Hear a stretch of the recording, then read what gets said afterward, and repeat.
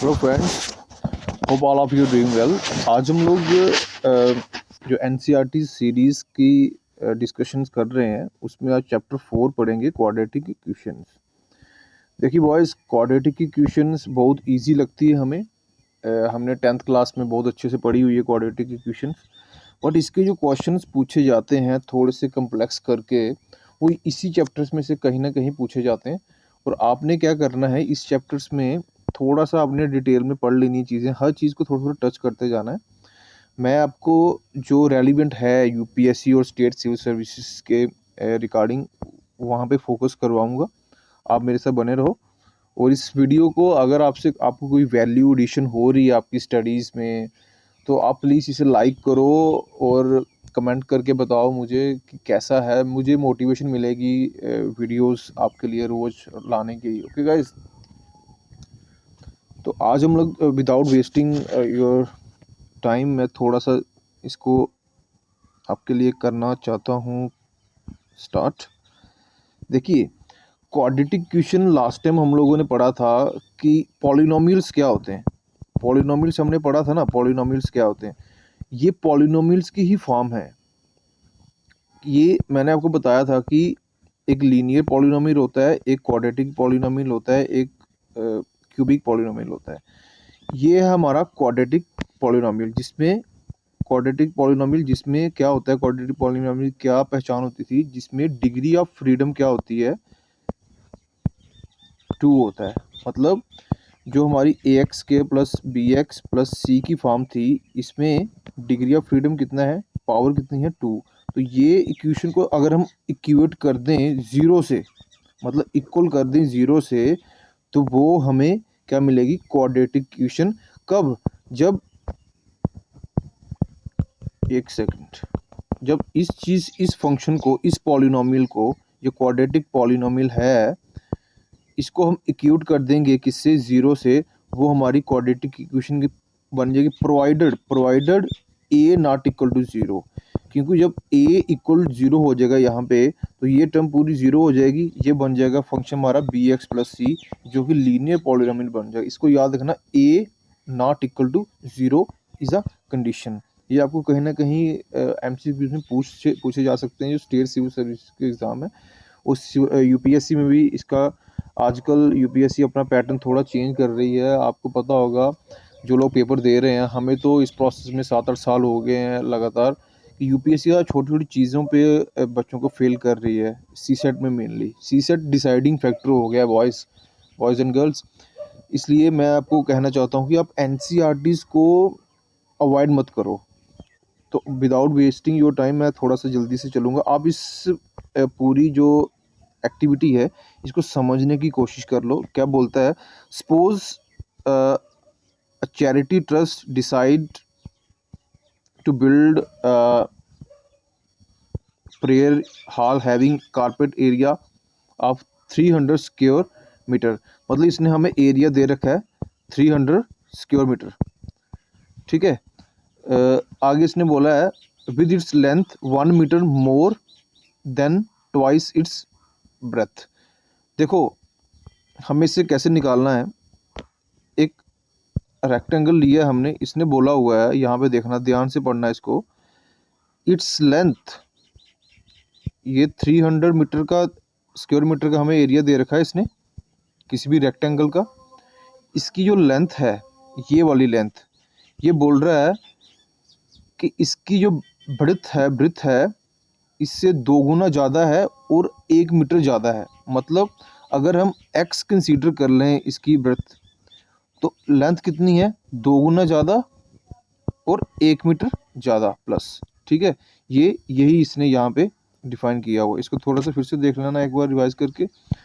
फिर इसने बोला हुआ है कि हम कैसे इसको, हमारा मेन मकसद क्या है, जो भी इसने ग्राफिकली रिप्रेजेंट किया है पिक्चर के फॉर्म में, इसको हमने क्वाड्रेटिक इक्वेशन की फॉर्म में क्या करना है, लिखना है, ठीक है।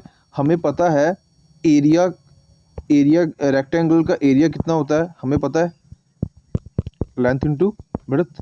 लेंथ अभी निकाली हमने 2x प्लस 1, और ब्रेड्थ कितनी है, x। अब इसको जब हम करेंगे सॉल्व, तो ये हमारा बन जाएगा 2x स्क्वायर प्लस एक्स, और यही चीज़ हमें गिवन भी है, एरिया 300 स्क्वायर मीटर। गाइस आपने इस चीज़ पे फोकस करना है, आपको लिखना कैसे है।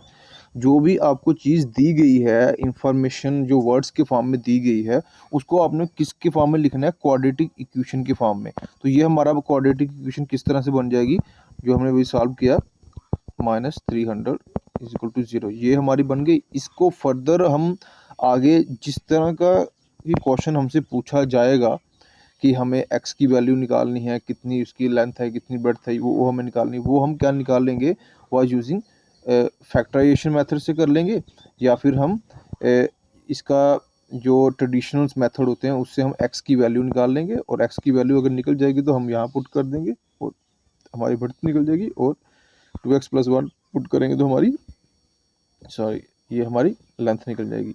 इस तरह की अप्रोच रखनी है हमें, कैसे रिप्रेजेंट कैसे करनी है, जो पिक्चर हमें मिली है या फिर वर्ड्स जो हमें गिवन है क्वेश्चंस में, उनको इक्वेशन के फॉर्म में हमें कैसे कन्वर्ट करना है। एक बार इक्वेशन के फॉर्म में कन्वर्ट हो गया तो हमारे लिए थोड़ा स्मूथ हो जाएगा उसको फाइंड करना।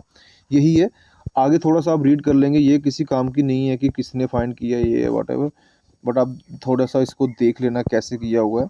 क्वाड्रेटिक इक्वेशन अभी मैंने आपको ऊपर बताया, quadratic equation is in a variable x is equation of the form this when a b and c are real numbers. ठीक है, प्रोवाइडेड क्या है, प्रोवाइडेड अगेन जो मैंने बताया आपको, a नॉट इक्वल टू 0 होना चाहिए। रियल नंबर्स आपको पता है कौन से होते हैं।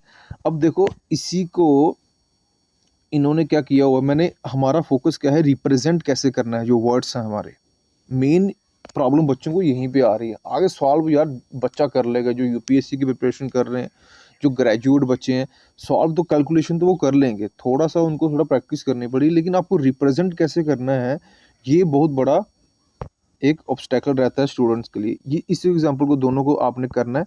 मैं थोड़ा सा आपको फर्स्ट एग्जाम्पल के बारे में बताऊंगा, थोड़ा सा आपको कैसे किया हो इन्होंने। ये बोल रहा है जॉन एंड जीवनी together have 45 marbles. Okay, both of them lost 5 marble each, and the product of the number of marble they now have is 124 after losing 5 each। पहले उनके पास 45 थे, आफ्टर लॉसिंग 5 ईच, अब उन दोनों का प्रोडक्ट कितना है हमें गिवन 124। ठीक है, ये कहीं ना कहीं हमारी क्या बन रही है, क्वाड्रेटिक इक्वेशन। हमें इसको माइंड में रख लेना है कि कैसे अभी इसको हम क्वाड्रेटिक इक्वेशन के फॉर्म में बनाएंगे। ये नीचे दिया गया है solution. Let the number of marbles John had be X. ठीक है, दोनों के पास कितने हैं 45, हमने मान लिया एक्स और वाई, एक सेकंड देख लेना इसको, दोनों के पास 45 है, मतलब एक्स के पास हमने मान लिया ये है ना एक्स, ये जॉन है और ये हमारी जो जीवंती। ठीक है, तो एक्स जॉन के पास कितने हैं एक्स, और दूसरे पर्सन के पास कितने, वाई के पास 45 माइनस एक्स। यहीं से हम इसको इधर ले जाएंगे, वाई की वैल्यू आ जाएगी 45 माइनस एक्स। इसको ध्यान रखना, यही है यहाँ पे कैलकुलेशन जो आपको कहीं प्रॉब्लम करती है, जो बिगिनर्स हैं उनके लिए। तो यही तो आपने दिया हुआ है, एक्स के जॉन के पास एक्स है और दूसरी जीवानी के पास कितने हैं 45 माइनस एक्स। इसने बोला वाई कैसे, अभी हमने देख लिया करके, वाई ऐसे, वाई यहाँ से इस पर्सन के जॉन के पास ये है, जीवानी के पास ये है, ये सिंपल कैलकुलेशन। ठीक है, अब ये बोल रहा है the number of marble according to question पढ़ना है आपको, number of marbles left with John when he lost 5 marbles. पहले इसके पास कितने थे, एक्स थे जॉन के पास इनिशियली, अब 5 जब उसने लॉस कर दिए हैं तो उसके बाद x माइनस 5 हो जाएंगे। ठीक है, इसको ध्यान रख लो। आगे कहता है number of marble left with Jiwani when he lost 5 marble. Jiwani के पास पहले कितने थे 45 माइनस एक्स, अब कितने उसके बाद -5 कर देंगे, तो ये हमारा क्या बन जाएगा, बताओ शाबाश, 40 माइनस ये निकल जाएगा ना 4, यहाँ से कॉमन 40 माइनस एक्स, सॉरी 45 होगा यहाँ पे 45 माइनस एक्स। ठीक है, ये ना इसमें से 5 माइनस कर लेंगे, ठीक है। तो जीवानी के पास भी ये आ गया। अब क्या है, इनका प्रोडक्ट हमें गिवन है, देखो यहाँ पे देखो कहाँ पे है, एक सेकंड गाइस, इन दोनों का प्रोडक्ट हमें पता चल गया। इसके पास ये है आफ्टर लॉसिंग, इसके पास ये है जॉन के पास और जीवानी के पास। इसने यहाँ पे देखा product of the number of marble they now has 124, ठीक है। प्रोडक्ट ऑफ मार्बल पता, लेकिन इन दोनों का प्रोडक्ट भी निकाल लो after losing, x minus 5 multiply 40 minus X, ठीक है। ये कितना हमारे को प्रोडक्ट गिवन है 124। अब इसको जब हम कैलकुलेट करेंगे तो सिंपल हमारा क्या आ जाएगा, ये क्वेश्चन बन जाएगी नीचे जो हमारी गिवन है, जैसे ये इन्होंने दिया हुआ, इन दोनों को जब हम करेंगे तो ये हमारा बन जाएगा, ठीक है। हमारा आज देखने का करने का यही मकसद है कि हमने जो वर्ड्स हैं इसको रिप्रेजेंट कैसे किया है क्वाड्रेटिक इक्वेशन के फॉर्म में। उसके बाद आप डिफरेंट मेथड्स लगा के आप फैक्टराइजेशन मेथड यूज़ करके x की वैल्यू फाइंड कर लेंगे, y की वैल्यू फाइंड कर लेंगे, जो भी वेरिएबल्स होंगे, ठीक है गाइस। आगे चलते हैं, इसको थोड़ा देख लेना आप। आगे सिंपल है, जो चीज़ें इंपॉर्टेंट हैं हम उसी पे थोड़ा फोकस करेंगे। रूट्स निकालने के क्वेश्चंस आते हैं, रूट्स निकालना बहुत ही ईजी है, आपको पता है। लास्ट टाइम भी हमने फैक्टराइजेशन के मेथड से रूट्स निकाले हुए थे कि मिडिल टर्म होती है, जैसे इसमें 5x है तो इसको स्प्लिट करना होता है, ठीक है, ऐसी फॉर्म में कि जो हमारी वैल्यूज़ हैं वो कांस्टेंट रहें। जैसे हम इसको स्प्लिट करते हैं तो उसके बाद हम बाय यूजिंग फैक्टराइजेशन मेथड हमारे पास रूट्स निकल जाते हैं, x या y जो भी वेरिएबल्स हैं उनकी वैल्यूज़ निकल जाती हैं हमारी। आगे जो इम्पोर्टेंट है इसमें, जैसे नेचर ऑफ रूट्स अभी बात कर रहे थे हम लोग, ये आपने देख लेना। ये देखो, ये question number 3, question number 4, question number 5, इस तरह के क्वेश्चन पूछते हैं ना एग्जामिनर, तो ये सारे के सारे किस में से आते हैं, क्वाड्रेटिक इक्वेशन से। अगर आपको बेसिक्स पता है तो आप इजीली आप निकाल लोगे। ऐसे ये क्वेश्चंस हैं, बहुत बार रिपीटेड क्वेश्चन है ये। Find the two consecutive positive integer when the sum is 365, find the number whose sum is 27 and the product is this. ये क्वेश्चन तो बहुत बार रिपीटेड है, तो ये यहीं से निकलेगा हमारा। इस पे हम बाद में आएंगे, पहले हम चलते हैं थोड़ा नीचे। नेचर ऑफ रूट्स पता आपको, छोटी क्लासेस में हमने पढ़ा कि नेचर ऑफ रूट्स हम कैसे निकालते हैं। ये बहुत ही इजी लगता था हमें, -b प्लस माइनस 2b² - 4 = 2। अगर इसमें कंडीशंस हैं, जब ये रूट्स, इसको हम कहते हैं डिस्क्रिमिनेंट, ये ग्रेटर देन 0 होगा अगर, तो हमारे पास रूट्स आएंगे, 2 डिस्टिंक्ट रूट्स आएंगे। अगर ये लेस देन 0 होगा तो हमारे पास नो रूट्स आएंगे, कोई रूट्स रियल रूट्स नहीं होगा। जब ये इक्वल होगा, जब ये वाली टर्म इक्वल टू 0 होगी तो हमारे पास बोथ रूट्स इक्वल आएंगे, जैसे ये गिवन है। इसको थोड़ा सा आप देख लेना, ये हमारे काम का इतना नहीं है, लेकिन थोड़ा सा आपको आइडिया होना चाहिए ऐसे इस चीज़ को, ठीक है, अच्छे से पढ़ लेना। आगे हम लोग इस इक्वेशन को थोड़ा सा देखेंगे, इस एग्जाम्पल को, एग्जाम्पल 8 को। इसको थोड़ा सा रीड करके देखो। A pole has to be erected at a point on the boundary of the circular park. ये हमारा सर्कुलर पार्क दिया गया हमें, ठीक है, ये पूरा का पूरा सर्कुलर पार्क हमें गिवन है। तो इसने दिया गया है अब diameter 13 metre in such a way that difference of its distance from the two diametrical opposite gates, these two gates A and B, वो हमारा कितना है 7 मीटर्स, ओके। डायमीटर 13 मीटर है और distance from the two diametrically opposite gates A and B from this point, from point P, यहाँ पे पोल है erected.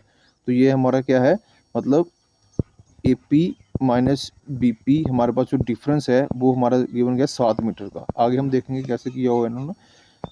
तो हमें फाइंड करना है कि पोल का जो उस गेट से कितना डिस्टेंस है, ठीक है, फाइंड कर लेते हैं, ट्राई करते हैं। Let P be the required location of a pole, ये वाली लोकेशन ये P. Let the distance of the pole from the gate B, इस गेट से पी का डिस्टेंस हमें गिवन, हमें दिया गया x, ठीक है। बीपी कितना आ गया हमारे पास, x आ गया गिवन। ये सारी चीज़ें गिवन है, इसको हम क्वाड्रेटिक इक्वेशन के फॉर्म में कन्वर्ट करना है तो हमारा इजीली सोल्यूशन निकलेगा। Now the difference of the distance of the pole, this pole P from the two gates AP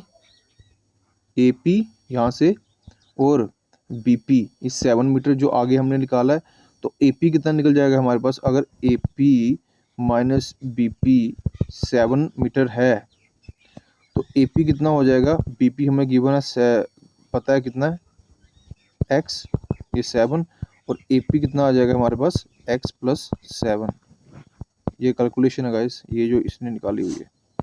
आगे चलेंगे, अगर हमें पता है कि AB कितना है, AB जो डायमीटर है, ये वाला डायमीटर जो है ये, अगर अब हमें गिवन है AB इसको 30 metre, since AB is a diameter, ठीक है। अगर ये ट्राइंगल है जो ये वाली ट्राइंगल कौन सी BAP 90 डिग्री है, ठीक है।